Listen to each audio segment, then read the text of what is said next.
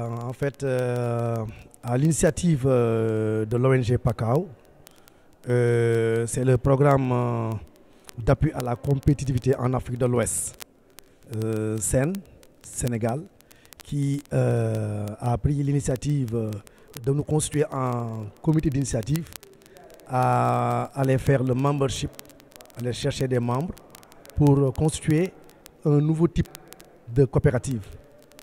Et ces types de coopératives s'articulent autour de l'acte uniforme de OHADA, qui regroupe les 17 pays qui constituent l'OHADA. Et c'est les textes qui nous régissent et qui font qu'on est étalé sur l'étendue du territoire national.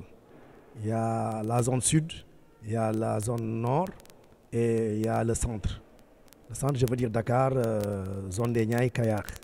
C'est pour valoriser la mangue. L'option pour l'Union européenne, ou bien l'ITC qui est l'accompagnant, c'est le Centre international du commerce, donc qui nous accompagne via le PACAO, le programme PACAO. Ils ont pris l'initiative de signer une convention avec le ministère du Commerce. Et donc nos coopératives sont des coopératives à vocation commerciale.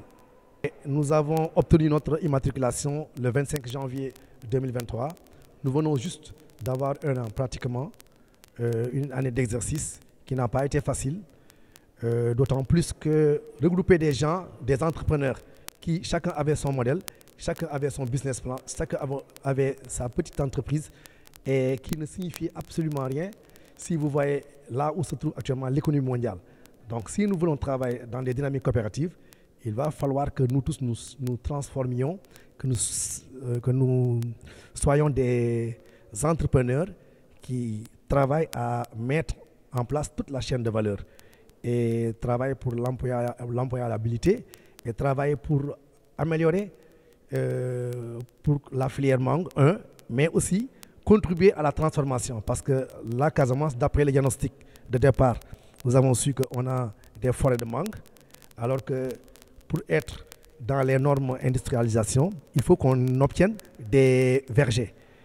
Et même si on n'a pas de vergers, on peut réinventer, on peut innover en mettant en place des champs ou bien des structures bien encadrées par les populations, par les villageois, parce que ça va imbriquer ce qu'on appelle l'économie sociale solidaire. Ça va imbriquer aussi une planification pour véritablement asseoir une politique sociale et économique du terroir. C'est ça l'objectif. C'est un de nos objectifs, c'est réduire ce qu'on appelle chez nous, c'est réduire la déperdition. Réduire la déperdition en quoi faisant? Parce que vous savez qu'avec la mangue, il y a la problématique de la mouche, il y a la problématique aussi des process pour cueillir la mangue, il y a la cueillette, il y a le conditionnement, il y a beaucoup d'éléments qu'il faudrait que les gens prennent en compte. Et tout ça, ça demande des moyens, ça demande à la fois des solutions de politique structurantes qu'il faudrait que dans tous les villages, qu'on puisse avoir des petites unités qui puissent permettre aux jeunes de travailler, les femmes, dans le conditionnement et dans la cueillette.